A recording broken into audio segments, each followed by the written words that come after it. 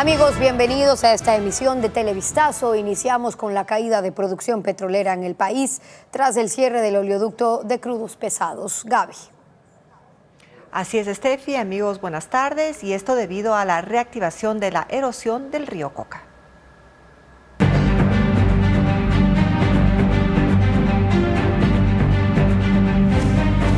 Petróleo.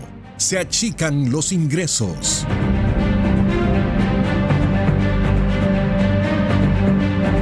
La producción petrolera cae progresivamente por el cierre de operaciones del oleoducto de crudos pesados. Las petroleras siguen apagando sus pozos por la imposibilidad de transportar crudo por la tubería.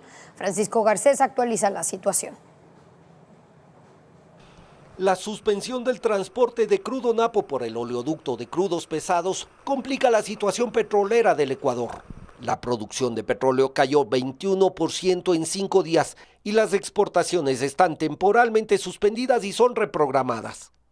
El 17 de junio, Petroecuador estaba produciendo 390.319 barriles diarios de petróleo. Pero el domingo la producción cayó a 308.167 barriles. Y la situación no tendrá una inmediata mejoría, según las previsiones de la petrolera estatal.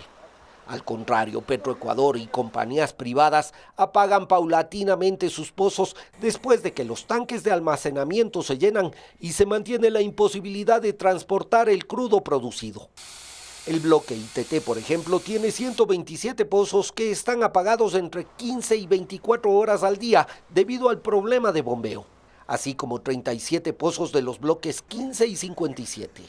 La previsión es que la producción siga reduciéndose mientras el OCP siga sin operar. Y el otro efecto es una caída en las exportaciones de crudo napo. Al menos 2 cargamentos ya han sido pospuestos para cuando el transporte se normalice. Petroecuador no ha emitido hasta la fecha una cifra oficial de pérdidas por la situación. El exgerente de esa petrolera, Reinaldo Armijos, estimó que solo por las exportaciones suspendidas, el país pierde entre 4 y 5 millones de dólares al día. La erosión regresiva del río Coca avanzó 900 metros en una sola semana. Las fuertes lluvias en la Amazonía reactivaron el fenómeno natural que antes destruyó la infraestructura petrolera, las vías, y ahora se acerca a la captación de la hidroeléctrica Coca-Codo Sinclair.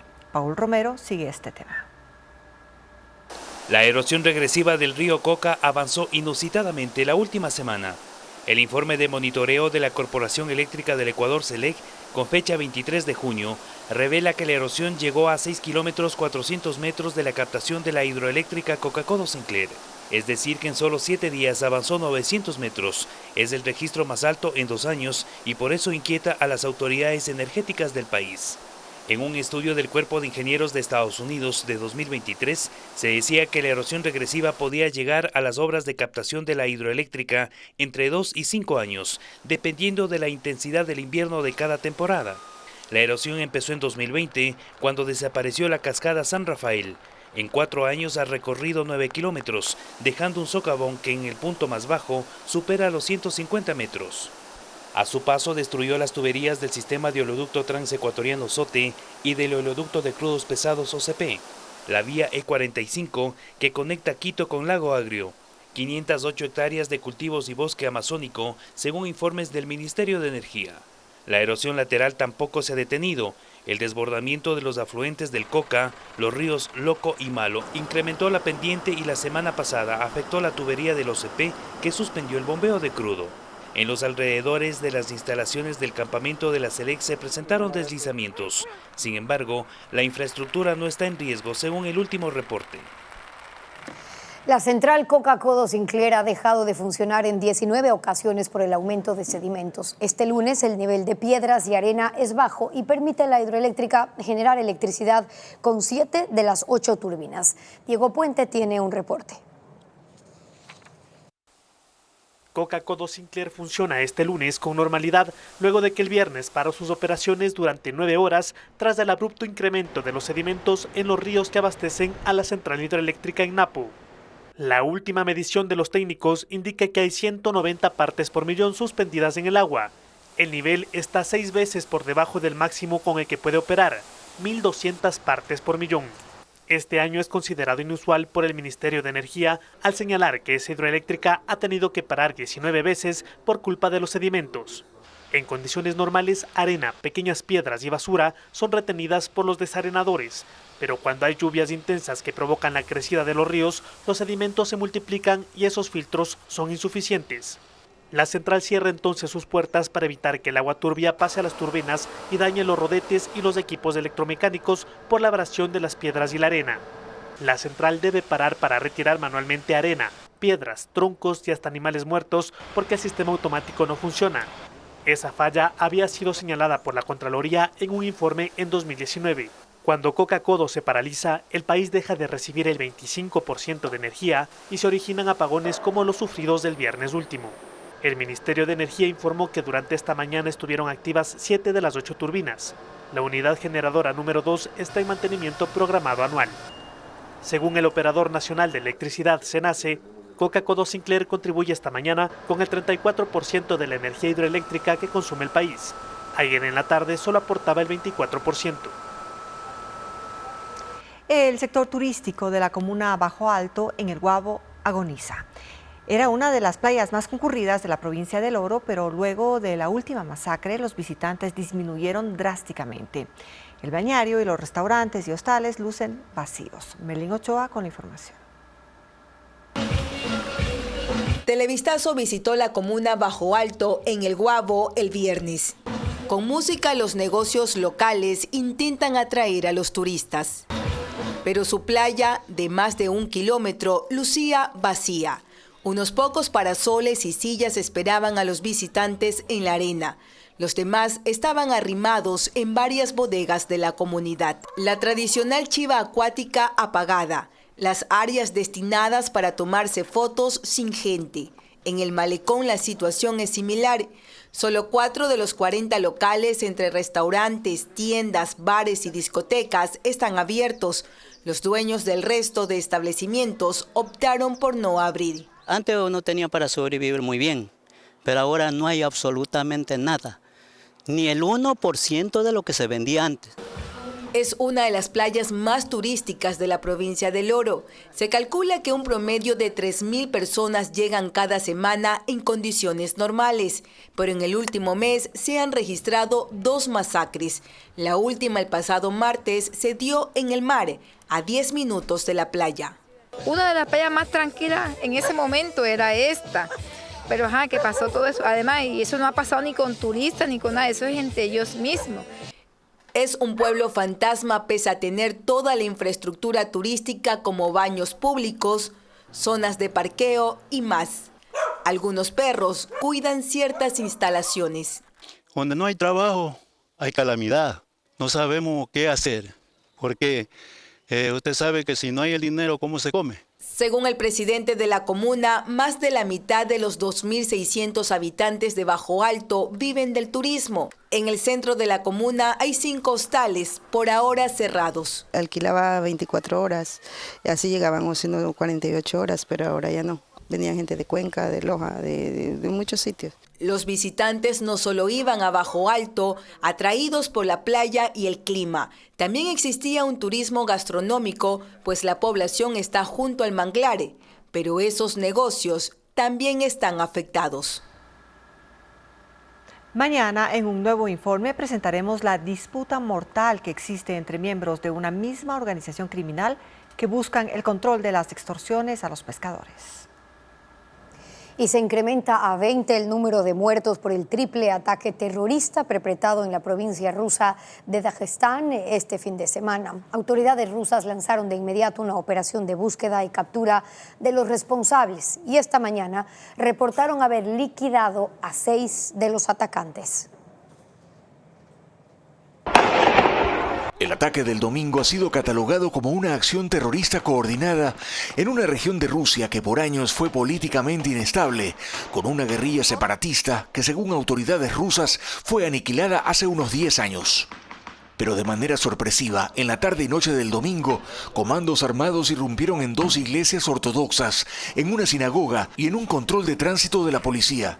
Asesinaron a un sacerdote, a 15 agentes y a varios civiles. El balance más reciente habla de 20 víctimas fatales y unos 10 heridos. Los ataques ocurrieron en la ciudad de Derbent, en el sur de Dagestán, y también en Mahachkala, capital de la región con residentes de mayoría musulmana. El gobernador de la provincia, Sergei Melikov, ha declarado 3 días de luto y recorre los sitios atacados. 24 horas después del triple atentado, ninguna organización se ha atribuido el ataque, pero el gobierno asegura que ha liquidado a 6 implicados y señala que son adherentes de una organización terrorista internacional, sin dar detalles. Ha sido el ataque más reciente en Rusia desde la incursión de comandos de una facción del Estado Islámico en la sala de conciertos de Crocus City Hall, en las afueras de Moscú, que dejó 145 muertos en marzo. Rusia responsabiliza a Estados Unidos por el ataque contra posiciones militares que este fin de semana ejecutaron tropas ucranianas en la península de Crimea y advierte que habrá consecuencias. El Kremlin dice que Estados Unidos es culpable, puesto que suministra armas al ejército de Kiev, pero que esta vez una serie de misiles balísticos fueron usados contra suelo ruso en una acción que dejó 5 muertos en la ciudad de Sebastopol. Ucrania reclama la península de Crimea, que fue invadida y anexada por Rusia en 2014.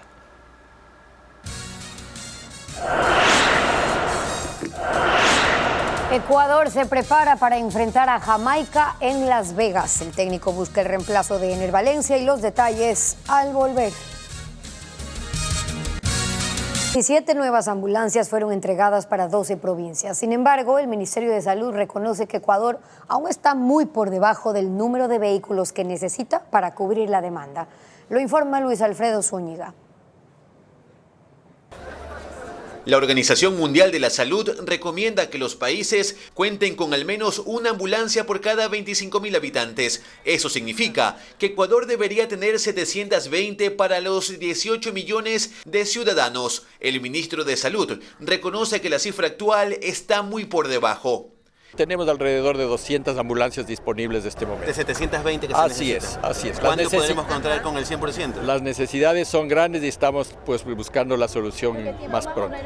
La declaración la hizo la mañana de este lunes en el Hospital Universitario de Guayaquil, donde se hizo la entrega de 17 ambulancias. En 2022, la cartera de Estado ya advertía que 150 ambulancias estaban fuera de servicio y otras ya habían cumplido su vida útil. En ese año se firmó un convenio con la Oficina de las Naciones Unidas de Servicios para Proyectos UNOPS por 26.4 millones para adquirir 158 de estos vehículos y luego se amplió a 186. La entrega debía culminar en noviembre del 2023, sin embargo no se completó. Así es, pues realmente hay ciertos procesos que hay que cumplir y eso es lo que está en camino.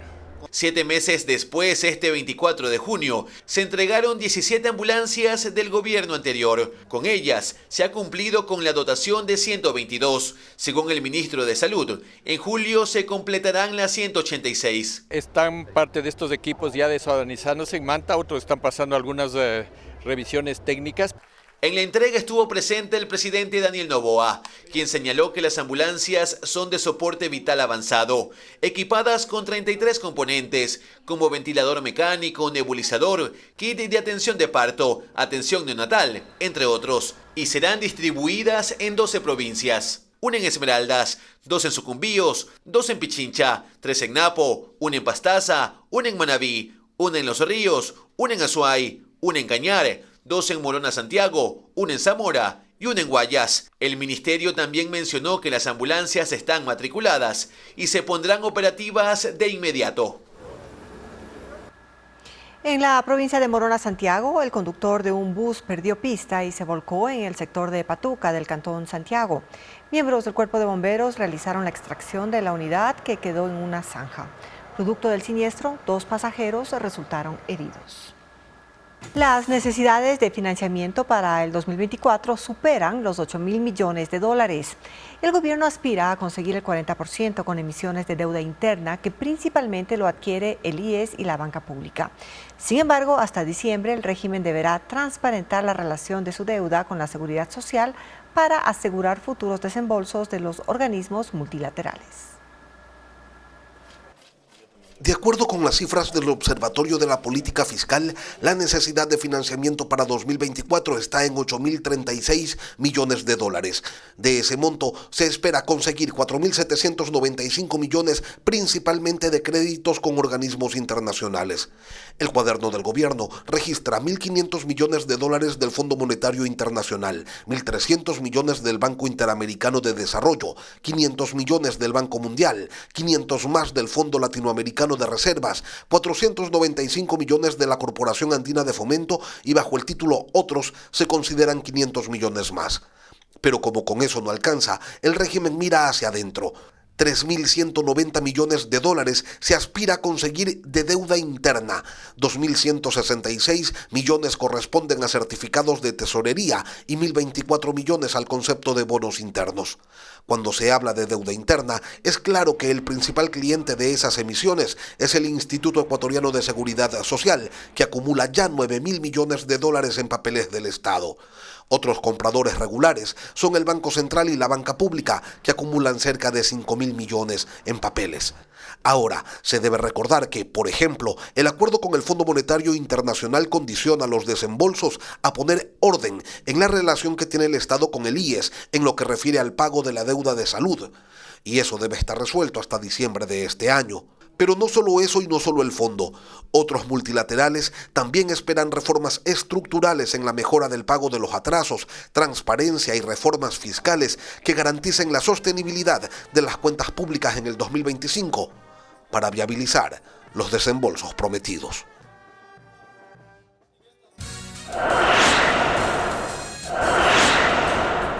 Cientos de venezolanos llegan hasta la Casa de la Cultura en Quito para retirar sus pasaportes, y esto tras el cierre de los consulados en Ecuador. En breve los detalles.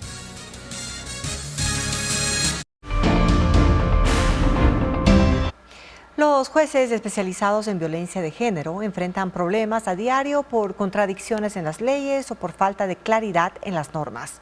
Hoy llegaron a la Corte Nacional desde varias provincias para pedir que se emitan 7 resoluciones vinculares que facilite la atención a las víctimas.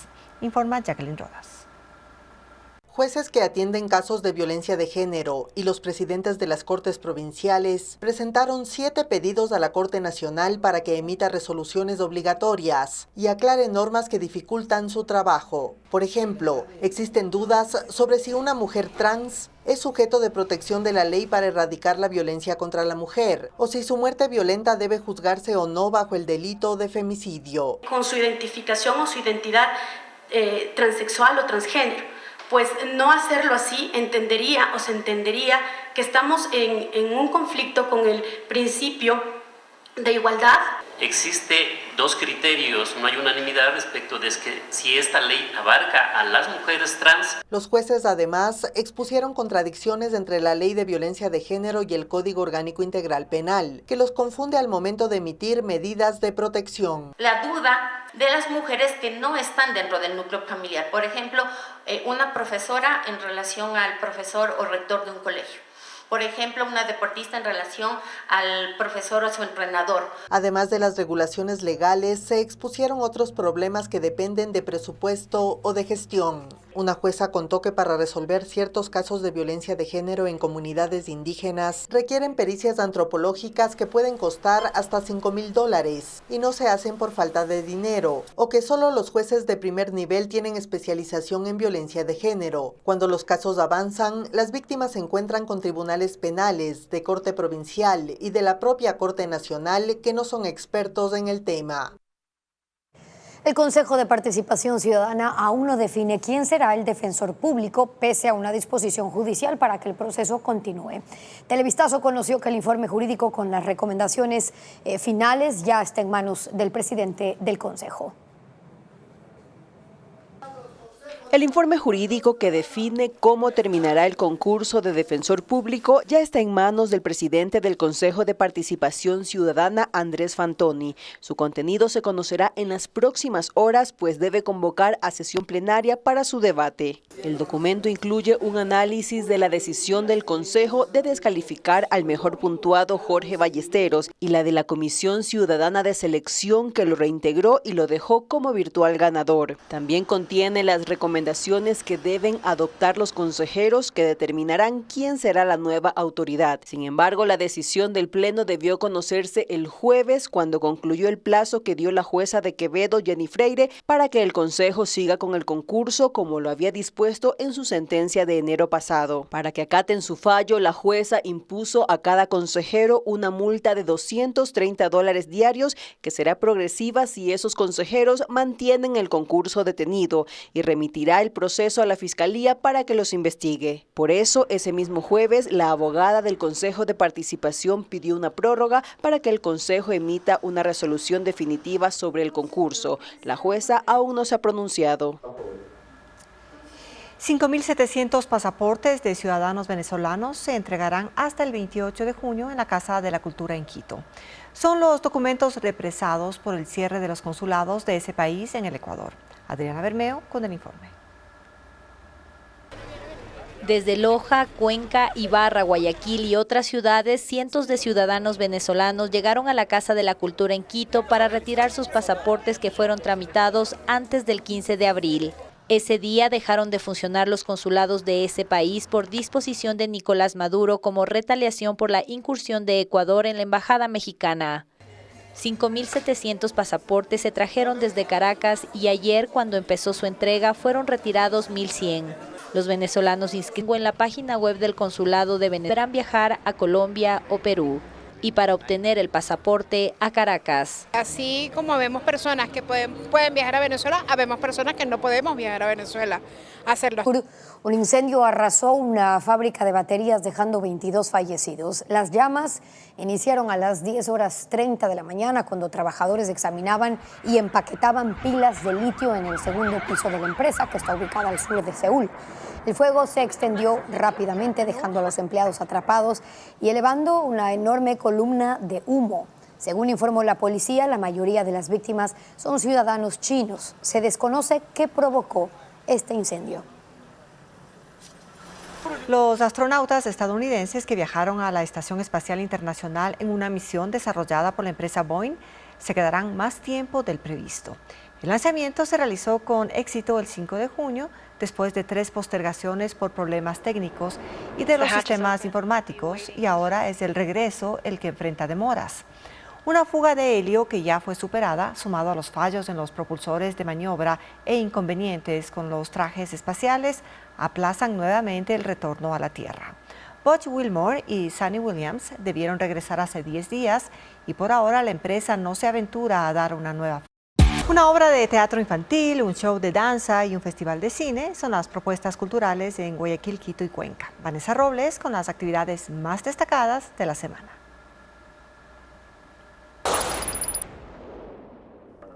La muestra de Tercer Cine es la propuesta de la Cinemateca Nacional de la Casa de la Cultura en Quito. La Hora de los Hornos, They Do Not Exist, El Cielo para la Kunshi, Carajo, son parte de las producciones clásicas y contemporáneas de Argentina, Palestina, Colombia, Sudáfrica y Ecuador, inspiradas en los años 60. Las funciones gratuitas serán del 27 al 29 de junio a las 4 de la tarde y 7:15 de la noche.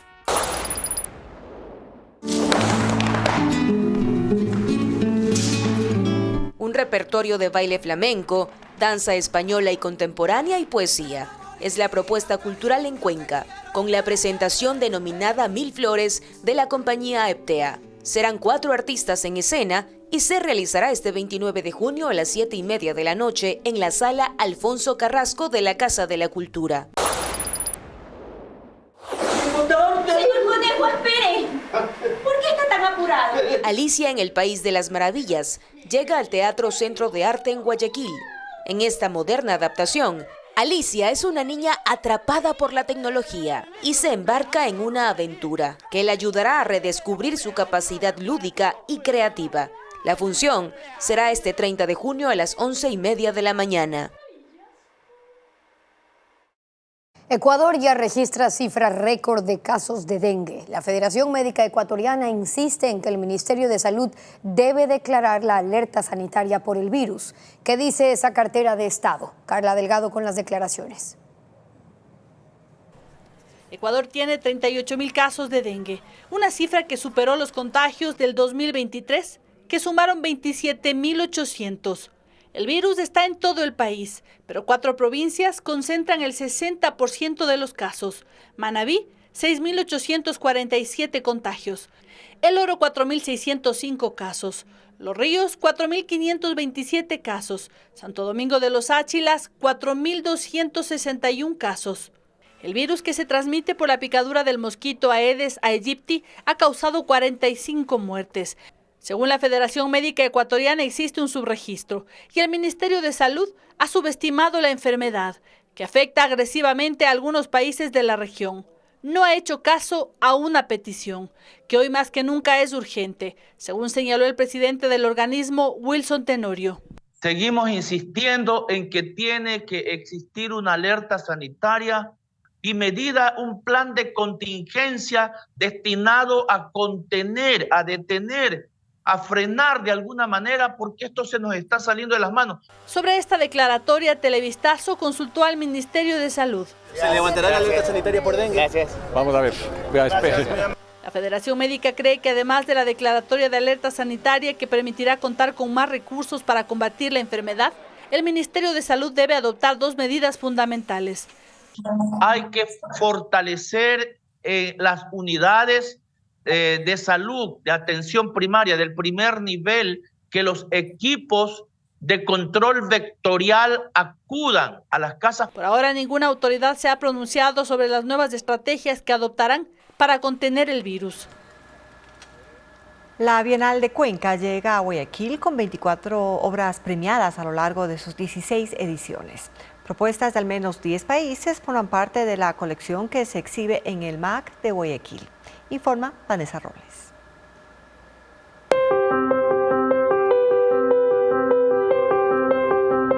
La última vez que la exposición de la Bienal de Cuenca estuvo en Guayaquil fue en 2011. 13 años después, la muestra, bajo el nombre de Resplandor, regresa a las salas 2 y 3 del Museo Antropológico y de Arte Contemporáneo MAC en el Malecón Simón Bolívar, con la colección de obras ganadoras del primer y segundo lugar y menciones de honor que han marcado la historia en 39 años de este certamen. Es realmente una variedad, conjugando los 16 ediciones. Luego iremos a Quito, estaremos también en futuro haciendo muestras internacionales de esta gran reserva, esta gran colección. Esta obra, por ejemplo, integrada por 27 partes, se denomina X más Y sobre las castas. Fue creada por los artistas chilenos Bruna Trufa, Sebastián Leighton y Rodrigo Cabezas. Ganó el primer premio de la 6ª edición de la Bienal. Esta otra propuesta se denomina Al final del túnel, de Marcos Restrepo de Ecuador. Obtuvo el segundo premio en su 5ª realización. Y esta pertenece al ecuatoriano Enrique Tábara. La pintura denominada Arbusto en Loma Rosa ganó el segundo puesto en la edición 2. Son en total 24 muestras, tanto de pintura, fotografía, escultura y videoarte, de pequeño y gran formato. Artistas de 10 países, como Argentina, Brasil, Colombia, India, México, Ecuador, entre otros, son los autores de las propuestas. Es uno de los certámenes de visibilización de las prácticas artísticas contemporáneas más importantes en la región. La curaduría estuvo a cargo de Cecilia Suárez y Jonathan Mosquera. La exhibición estará disponible de martes a domingo de 9 de la mañana a 5 de la tarde hasta el 11 de agosto. La entrada es gratuita.